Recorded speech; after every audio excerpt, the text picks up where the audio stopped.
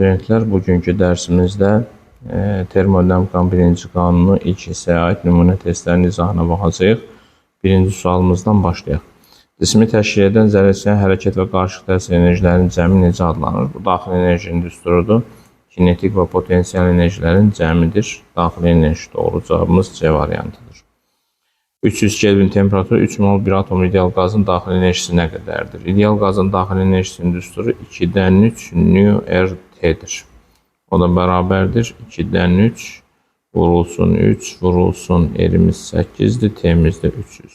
Bərabərdir. Eləyər bizdən ötürü 27 vurulsun 4 10,8 kilojoule. Doğru cavabımız A variantıdır. Növbəti sual. Verilmiş temperaturda bir atomlu ideal qazın kütləsini 2 dəfə azaltdı. Onun daxili enerjisi necə dəyişər? İdeal qazın daxili enerjisinin düsturu 2-dən 3 M bölünsün MRT-dir. Temperaturun sabit qiymətində molyar kütləmiz də sabit olduqda daxili enerjimiz kütlə ilə düz mütənasib asılıdır. Kütləmizi 2 dəfə azaltdıqda daxili enerjimiz də 2 dəfə azalar. Doğru cavabımız D variantıdır. Növbəti sual. Bir atomlu ideal qazın daxili enerjisinin temperaturdan asılılıq qrafik vermişdir. Qazdakı maddə miqdarını hesablayın. Daxili enerjinin düsturu 2-dən 3 nRT-dir. Bizə lazım nünü tapmaq. 2U bölünsün 3 RT. O da bərabərdir. 2 vurulsun daxili enerjimiz 24 vurulsun 10 üstü 3'tür. Bölünsün 3 vurulsun 8 vurulsun T'imiz də 200'dür. 24'lər gedər, 2'lər gedər. Deməli, bizdən ötürü qalacaq 10 mol. Doğru cavabımız A variantıdır. Növbəti sualımız. Sabit kütləli bir atomlu ideal qaz, yəni kütləmiz sabitdir. Üzərində dairə proses aparmışdır. Diaqramın hansı hissəsi ideal qazın daxili enerjisinin artmasına uyğundur? Deməli, təzyiq sabit olanda daxili enerjimizin düsturu U bərabərdir 2-dən 3 PV-yə görə V ilə düz asılıdır. Həcm sabit olduqda isə daxili enerjimiz 2-dən 3 PV düsturuna əsasən təzyiqdən düz asılıdır. Və daxili enerjimiz U bərabərdir 2-dən 3 M bölünsün MRT düsturuna əsasən temperaturla düz mütənasib asılıdır. İndi baxırıq biz. AB hissəsi izoxor prosesdir. İzoxor prosesdə təzyiq azaldığına görə daxili enerji azalar. Burada artması istəyir, ona görə AB hissəsi getdi. BC hissəsində təzyiq sabitdir, həcm artır. Həcm artırsa daxili enerji artar. Demək ki, BC hissəsi bizdən ötürü doğru cavabımızdır. CD hissəsi temperatur sabitdir, daxili enerji dəyişməz. DA hissəsində isə həcm azaldığına görə daxili enerji azalar. Çünki DA-da təzyiq sabitdir, həcm azalır, demək ki, daxili enerji azalacaq. CD hissəsində isə P ilə V tərs asılı olanda temperatur sabit qalır. Temperatur sabit qalanda daxili enerjimiz də sabit qalmalıdır. Ona görə də doğru cavabımız BC hissəsi olur, D variantı. Növbəti sualımız. Diaqramın hansı hissəsi vermişlər ideal qazın izoxor soyumasına? İzoxor prosesdən gedir söhbət, həcm sabitdir. Həcm sabit olanda sıxlıq sabit olacaq. Ona görə biz qrafikin 1-2 və 3-4 hissəsinə baxacaq. Yəni, sıxlığımızın sabit olduğu hissəyə baxacaq. İndi bizə deyir ki, izoxor soyuma. İzoxor soyumada daxili enerji azalmalıdır, çünki temperatur azalır. Bunlar düz asılıdır. İndi bizə 1-2 prosesinə baxırıq, daxili enerjimiz artıb. Amma 200 prosesində daxili enerjimiz azalıb. Ona görə də, daha doğrusu 3-4 prosesində daxili enerjimiz azaldığına görə doğru cavabımız 3-4 D variantı olacaq. Növbəti sual. Sabit kütləli bir atomlu ideal qazın daxili enerjisi onun həcmindən asılı qrafik verilmişdir. Qaz bir haldan 2 halına keçərkən təzyiqi. Daxili enerjinin sabit olduğunu bilirəmsə, mən biləcəm ki, temperatur sabitdir. Yəni, bu izotermik prosesdir. İzotermik prosesdə isə P ilə V tərs asılıdır. Həcmimiz artdığına görə 3 dəfə həcmimiz artıb, demək ki, təzyiq 3 dəfə azalır. Ona görə deyəcək ki, təzyiqimiz 3 dəfə azalmışdır. Və yaxud da belə də fikirləşə bilərsiniz. 2-dən 3 PV düsturuna əsasən daxili enerjinin sabit olması üçün həcm 3 dəfə artıbsa, təzyiq 3 dəfə azalmalıdır ki, daxili enerji dəyişməz qalsın. Növbəti sualımız. Bir atomlu ideal qaz üzərində gedən qapalı prosesin diaqramı təsvir edilmişdir. İzoxor qızmada qazın daxili enerjisinin dəyişməsi hansı ifadəyə təyin olunur? İzoxor qızma deyir, yəni həcm sabitdir və temperatur artır. Demək ki, daxili enerjinin artan hissəsini götürəcəyik və daxili enerjinin dəyişməsini biz 2-dən 3 V delta P yazacağıq. İzoxor qızma bizdən ötürü 4-1 prosesidir. Çünki təzyiq artıb 2-3 prosesi də izoxor prosesidir, amma onu götürməyəcəyik. Yəni biz 4-1 prosesinə baxacağıq və daxili enerjinin dəyişməsini yazırıq belə 2-dən 3. V'miz V0'dır. Delta P'miz isə 3P0 çıxılsın P0'dır. Bu da eləyər 3P0 V0. Doğru cavabımız olar E variantı. Növbəti sual. Verilmiş bir atom ideal qazın molekulun orta kinetik enerjisinin təzyiqdən asılılıq qrafiki. Mən baxıram ki, orta kinetik enerji sabitdir. Orta kinetik enerjinin sabit olması o deməkdir ki, temperatur sabitdir. Çünki orta kinetik enerjinin düsturu nə idi şagirdlər? 2-dən 3 KT idi. Yəni, temperatur sabitdirsə, avtomatik daxili enerjimiz sabitdir. Ona görə də mən qrafik olaraq daxili enerjinin sabit olduğu qrafiklərə baxacağım. Digər qrafiklər mənlik deyil. Temperatur sabit olanda P ilə V tərs asılıdır. Burada bizim P'miz artıb. P'miz artıbsa V'miz azalıb. Demək ki, daxili enerji sabit asılı olmalıdır, V də azalmalıdır. Doğru cavabımız olur C variantı. Növbəti sual deyir ki, qapalı izobar sıxılmada qazın daxili enerjisini dəyişmir. İzobar proses deyirsə, P konstantdır. P konstant olanda mən daxili enerjinin dəyişməsinin düsturunu 2-dən 3 P delta V düsturuna əsasən hesablayacağım. Bizə deyir ki, izobar sıxılma. İzobar prosesimiz 3-4 və 1-2-dir. 1-2 genişlənmədir, 3-4 sıxılma. Demək ki, mən 3-4 prosesini götürəcəm. Onda daxili enerjimiz 2-dən 3. P'miz P0'dır. Delta V'miz isə V0 çıxılsın 3V0'dır. O da eləyər mənfi 3 P0 V0. Doğru cavabımız B variantıdır. Növbəti sualımız verilmiş bir atom ideal qazın halının dəyişməsi TV diaqramında verilmişdir. A halından qazın daxili enerjisi 200 kJ olarsa B və C halında daxili enerji nəyə bərabər olar? Deməli, A halında biz gəlin temperaturumuzu götürək. Hər bir damanı götürürəm T0, buranı yazıram 2T0, bura olur 3T0, 4T0 və salam. Daha doğrusu 4T0, 3 yazdım. 4T0.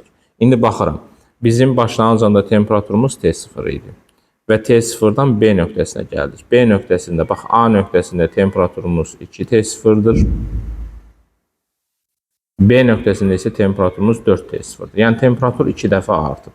Temperatur 2 dəfə artıbsa bizim daxili enerjimiz, bir saniyə dəyişməsi yox, daxili enerjini özünü yazaq. Daxili enerjimiz 2-dən 3 nu RT düsturuna əsasən temperaturla düz mütənasibətlidir. Temperaturumuz 2 dəfə artdığına görə daxili enerji artar. İndi A halında bizim daxili enerjimiz 200 kJ oldusa, onda B halında bizim daxili enerjimiz olacaq 2 dəfə çox, 400 kJ. Sonra gəlirəm C halına. C halında bizim temperaturumuz T0'dır. İndi cisim B'dən, bax B halında temperaturumuz 4T0 idi, C halında T0. Demək ki, daxili enerji neyinib? Doğrusu temperatur neyinib? 4 dəfə azalıb. Yəni, daxili enerjimizdə C halındakı daxili enerjimiz B halındakı daxili enerjidən 4 dəfə azdır. Yəni, 400 bölünsün 4, o da eləyəcək 100 kJ. Doğru cavabımız 400 və 100. 400 və 100 E variantındadır. Növbəti sual, bir atomlu ideal qaz bir haldan 2 halına keçdi, onun daxili enerjisi neçə dəfə azalar? Daxili enerjinin düsturunu 2-dən 3 PV yazırıq. P ilə V düz asılıdırsa, demək ki, P-də, V-də, T-də dəyişir. Ona görə daxili enerjimiz P ilə də, V ilə də düz asılıdır. Bir haldan 2 halına keçəndə təzyiqimiz 2 dəfə azalıb, həcmimiz isə 4 dəfə azalıb. Nəticədə bu 2 dəfə, bu 4 dəfə azalıbsa, onda daxili enerji 8 dəfə azalıb. Ona görə də doğru cavabımız olaraq 8 dəfə azalar. Və yaxud da T bərabərdir PV bölüsün konstant düsturuna əsasən bu P ilə də V ilə də düz asıldı temperatur. Bunlar ikisinin hansısa 8 dəfə azaldığına görə temperatur 8 dəfə azalar. Daxili enerjimizdə 2-dən 3 nu-RT düsturuna əsasən temperatur 8 dəfə azaldığına görə daxili enerji 8 dəfə azalar deyə bilərik. Növbəti sualımız izobarik prosesdə 4 mol bir atomlu ideal qazın temperaturun 150 Kelvin artıqda gördüyü işi hesablayın. Bax, izobarik proses dediyinə görə həcmimiz sabit olmadığını bilirik. Sabit deyilsə, onda qazın gördüyü işi biz nu R delta T düsturuna əsasən hesablaya bilərik. Nu'muz 4'dür, R'imiz 8'dir, delta T'miz də 150'dir. Bərabərdir. Deməli, 12, 4'e də vursaq 48. 4,8 kilojoule. Doğru cavabımız A variantıdır. Növbəti sual. Təzyiqi 50 kilopascal olan ideal qazın həcmi izobar genişlənmə zamanı 1,5 kubmetrdən 2,8 kubmetrə qədər artmışdır. Qazın gördüyü işi hesablayın. Deməli, qazın gördüyü iş A = bərabərdir P delta V'dir. P'miz 50 vurulsun 10 üstü 3'dür. Vurulsun.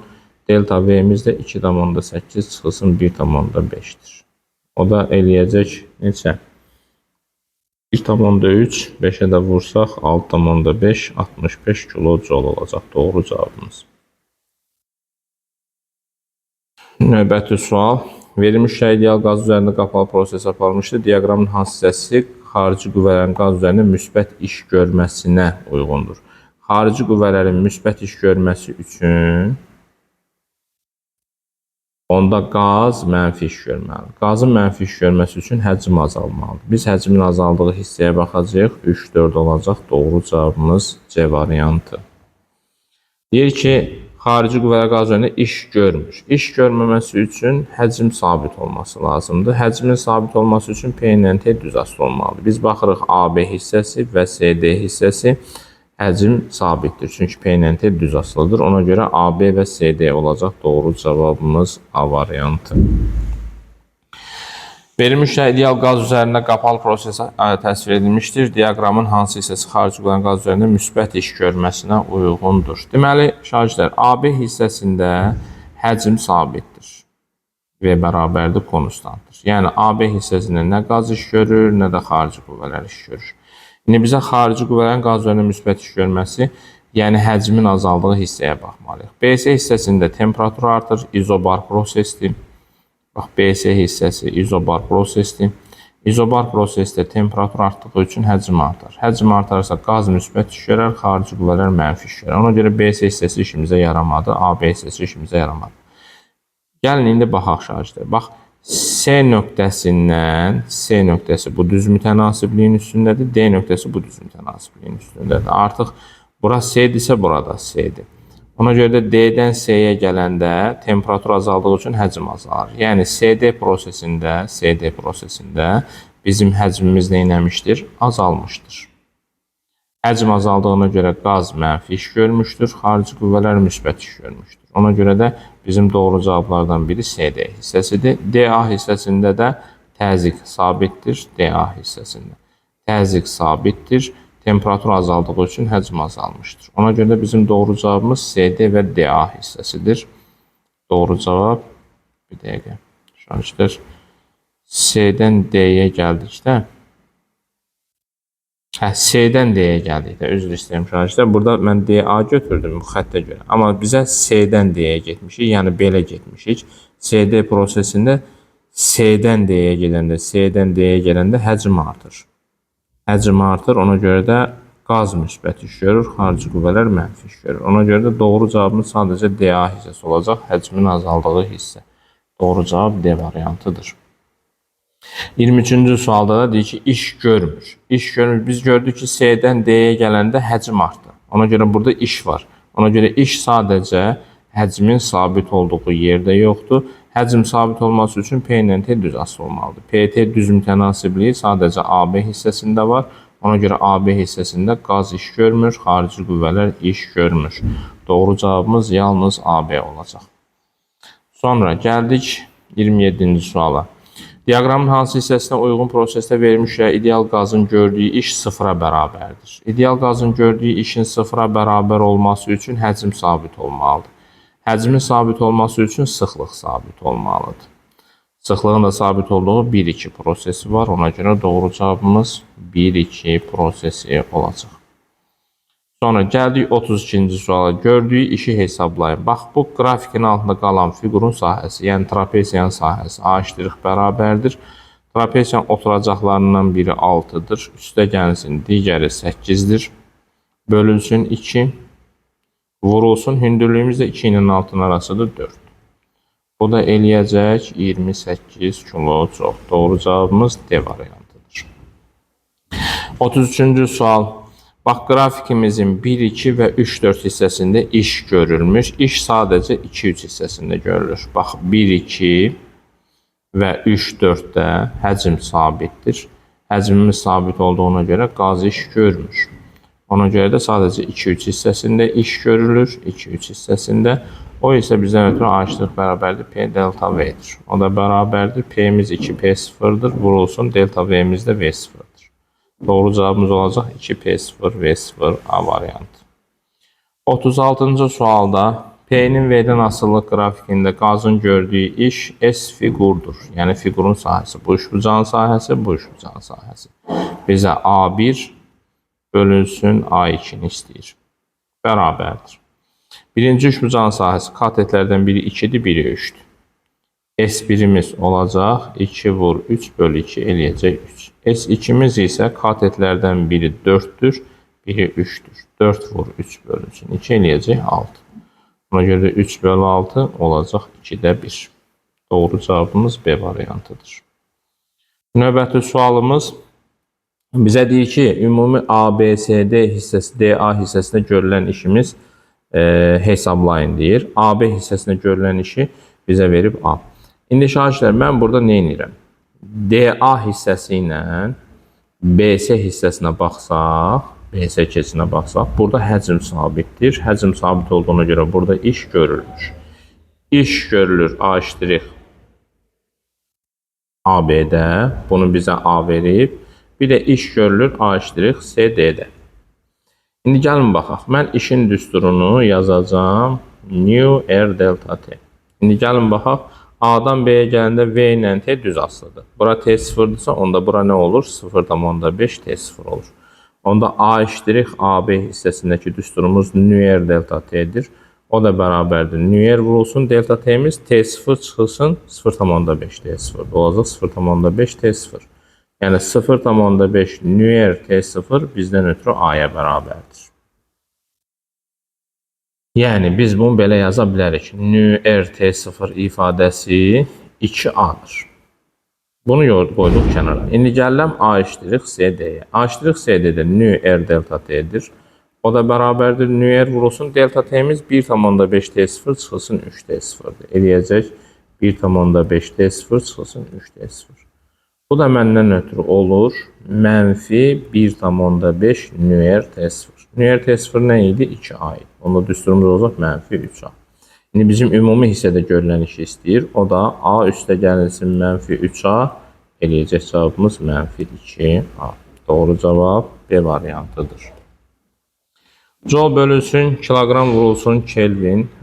Bu universal qaz sabitin vahididir. R bərabərdir. K vurulsun NA. K'nın vahidi Joule böl Kelvin'dir. NA'nın da vahidi 1 böl mol'dur. Daha doğrusu yox, düzgün fikirləşmədik şagirdlər, düzgün fikirləşmədik. Ən yaxşısı izahımızdır. Xüsusi istəyi tutum olacaq bu. Deməli, Q bölünsün düstur olaraq yazsaq, N vurulsun delta T'dir. Bu isə bizdən ötürü xüsusi istəyi tutumunun vahididir. Xüsusi istəyi tutumunun vahidi. Doğru cavabımız E variantıdır. Xüsusi istəyi tutumunun əsas vahidlərlə ifadəsi bu idi. Metr kvadratı bölünsün, Kelvin vurulsun, saniyə kvadratı idi. Bunda əsas vahidlərlə açsaq, metr kvadrat bölünsün, gəlin açaq. Kilogram metr kvadrat böl saniyə kvadrat bölünsün kilogram Kelvin. Deməli, kiloqramlar gedər, qalar metr kvadrat bölünsün, Kelvin vurulsun saniyə kvadrat. Xüsusi istəyi tutumun düsturu. Sonra istəyik vermənin hansı növləri vakuumda baş verə bilməz? Vakuumda baş verən sadəcə şüalanmadır. Ona görə vakuumda baş vermir. İstilik keçirməklə konveksiya. Doğru cavabımız 1 və 2'dir. Növbəti sualımız M kütləli cismin temperaturunun onun soyuducuya verdiği istilik miqdarından asıllıq qrafiki verilmişdir. Cismin xüsusi istilik. Xüsusi istilik düsturunu yazacağım. Q bölünsün M delta T. Gəlirəm bura, düz bucaq, düz bucaq düzəldirəm. Bura bizdən ötürü olur Q, burada olur delta T. İndi mən bitişik kateti qarşıdakına bölmüşəm. Ona görə də Q bölünsün delta T'nin yerinə yazacağıq kotangens alfa. Düsturumuz olacaq kotangens alfa bölünsün M. Doğru cavab C variantıdır. 23-cü sual. Cisimə Q istilik miqdarı verildikdə onun temperaturunun delta T qədər artır. Kütləsi və xüsusi istilik tutumu 2 dəfə kiçik olan başqa cisimə eyni Q istilik miqdarı verilirsə onun temperaturu nə qədər artar? Deməli, temperaturumuzun düsturu delta T1 bərabərdir yazıram. Q bölünsün Cm. Delta T2-ni isə yazacağıq. Q bölünsün hər ikisini 2 dəfə kiçik olandan deyir, əvəz eləsək düzdür.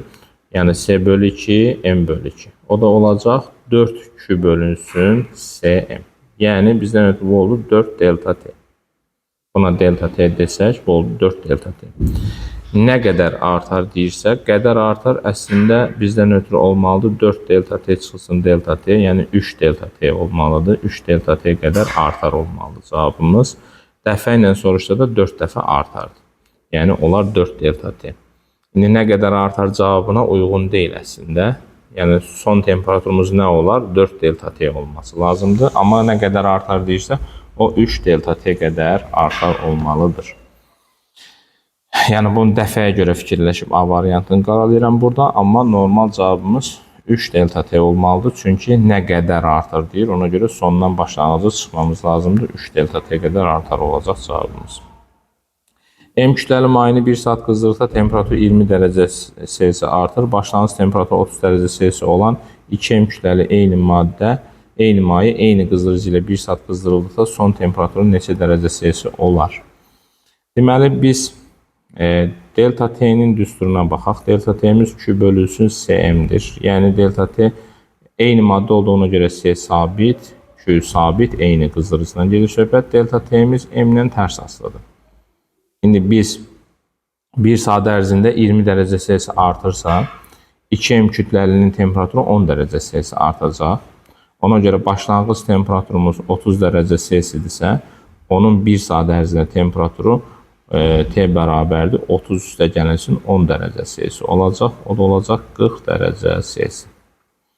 Baxın, delta T'miz M-lə tərs asılı olduğuna görə 1 saatda 20 dərəcə Selsi artırsa, 2M kütləli cisim 1 saatda 10 dərəcə Selsi artacaq. Ona görə də cavabımız olacaq 40 dərəcə Selsi. Sobadakı 10 kg daş kömürün 40%-ni yanan zaman nə qədər istilik miqdarı ayrılır? Deməli, belə tapa bilərsiniz. Kütlənin əvvəlcə 10%-ni, 40%-ni tapacağıq. Yəni bizdən ötürü 10 kiloqram olduğuna görə 10 vurulsun, 40 bölünsün, 100 yazacaq. O da eləyəcək 4 kiloqram. Yəni biz 4 kiloqram yanacaq yandırmaq istəyirik. Ona görə də bizim Q'müz olacaq QM. O da bərabərdir. 3 vurulsun 10 üstü 7 vurulsun 4. O da eləyəcək 12 vurulsun 10 üstü 7. Bunu da 120 megajoule yaza bilərik. Doğru cavabımız B variantıdır. Və yaxud da tapıb sonra onun 40%-də tapmaq olar. Yəni QM düsturundan onu vurardıq 3 vurulsun 10 üstü 7, sonra onun 40%-ni tapa bilərik. Belə də tapa bilərik. Əvvəlcədən kütlənin 40%-ni tapıb sonra QM-lə də hesablaya bilərsiniz.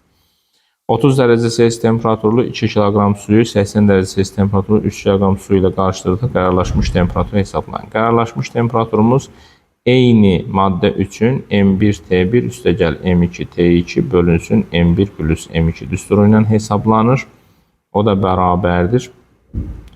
2 vurulsun 30 üstəgəlinsin 80 vurulsun 3 bölünsün 2 üstəgəlinsin 3. O da bərabərdir. 60 üstəgəlinsin 240 eləcək 300 bölünsün 5. O da eləcək 60 dərəcə Selsi. Doğru cavabımız C variantıdır. Sonra eyni materialdan hazırlanmış müxtəlif temperaturlu 4 cisim. Bu oxlar bizə enerji ötürülməsini bildirir və həmişə biz bilirik ki, enerji temperaturu çox olandan az olana axır. Demək ki, D-dən həm B-yə, həm C-yə temperatur ötürür. D, B-dən də, C-dən də böyükdür. Yəni, TD böyükdür TB, TD böyükdür TC. İndi TD böyükdür TC cavabı yoxdur, amma TD böyükdür TB cavabı var. 1 doğrudur. Sonra B-dən həm C-yə, həm A-ya getdiyinə görə TB həm TA-dan böyükdür, TB həm də TC-dən böyükdür. İndi TB böyükdür, TC ifadəsi yoxdur, amma TB böyük TA ifadəsi var. Yəni 3 doğrudur. A-dan isə C-yə gedib, ona görə TA da TC-dən böyükdür. TA böyükdür, TC 5 doğrudur. Yəni doğru cavabımız 1, 3, 5 olacaq. Növbəti sonuncu sualımız. İlk kütləsi 50 qram, temperaturu 20 dərəcə Selsi olan gümüş qaşıq qaynayan suya. Qaynayan suya salmaq o deməkdir ki, bizim son temperaturumuz 100 dərəcə Selsi olacaq. Çünki qaynayan suyun temperaturu 100 dərəcə Selsidir. Yəni bizim qaşığın başlanğıc temperaturu 20 dərəcə Selsi, son temperaturu isə 100 dərəcə Selsi olacaq. Və daxili enerji necə joule artar? Q bərabərdir Cm delta T qədər daxili enerjimiz artar. O da bərabərdir. C'miz 230'dur. Vurulsun M'miz 50 qramdır. 50 vurulsun 10⁻³ vurulsun. Delta T'miz də 100 çıxılsın 20'dir. Bərabərdir. Bunu belə yazaq gəlin. 230 vurulsun 50 vurulsun 10⁻³ vurulsun 80. Sıfırları buradan aparaq. 10 üstü 3'lər geçsin. 5'i 8'e vursak 40, 40'ı da 23'e vursak 12, 92. Olacaq bizdən ötürü 92 joule.